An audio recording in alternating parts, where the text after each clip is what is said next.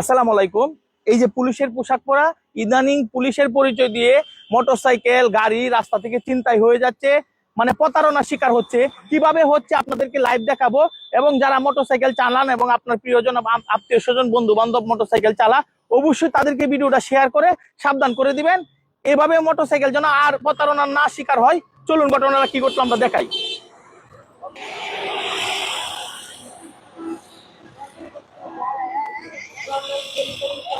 এই সাইড করো, সাইড করো, সাইড করো।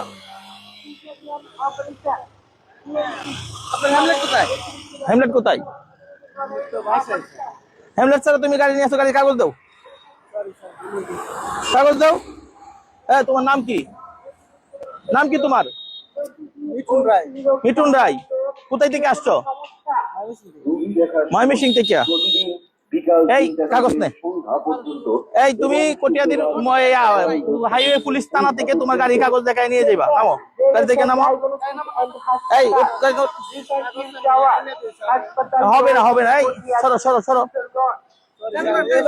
কোনো মাপ হবে না। এই নামো। এই নিয়ে যা, গাড়ি নিয়ে যা, গাড়ি থানায় নিয়ে যা।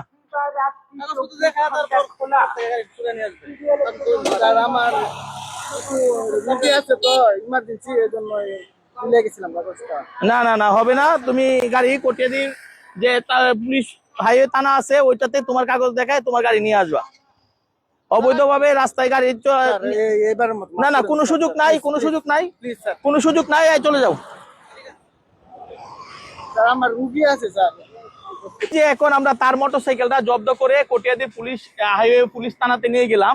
আসলে আমরা একটা প্রতারক চক্র। গতকালকে 29 তারিখ আমাদের কটিয়াদির এক ছোট ভাই, ওর মোটরসাইকেল এই যে উজানচর বাজার থেকে প্রতারক চক্র নিয়ে যায়। নিয়ে যাওয়ার পর বলে যে কটিয়াদির হাইওয়ে পুলিশ থানা থেকে নেওয়ার জন্য, কিন্তু আসলে কটিয়াদির পুলিশ থানার কোনো প্রশাসন, কোনো পুলিশ ওই সময়ে ওই বাজারে যায় নাই, কোনো রেড তাদের ছিল না। তো এই ধরনের প্রতারক চক্র রাস্তাঘাট থেকে পুলিশ পরিচয় দিয়ে মোটরসাইকেল প্রতারণা করে নিয়ে যাচ্ছে। যদি আপনারা কেউ এরকম প্রতারণার শিকার হন, অবশ্যই আপনার মোটরসাইকেল, আপনার যানবাহন, আপনি তার সাথে থানায় যাবেন।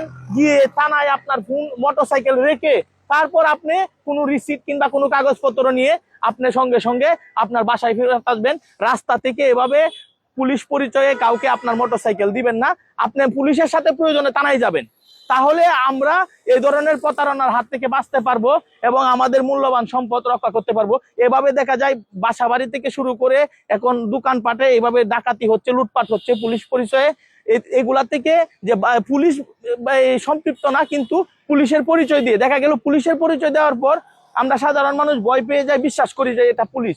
এবং কালকে যে ঘটনাটা ঘটছে এই দিনের বেলায় 12টা-1টার দিকে ঘটছে, যে মানে যার সাথে ঘটছে সেই জানে আসল বিষয়টা কতটা দুঃখজনক।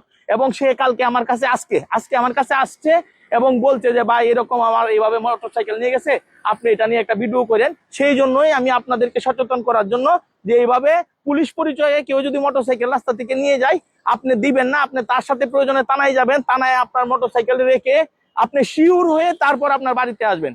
এটাই কি ঠিক না?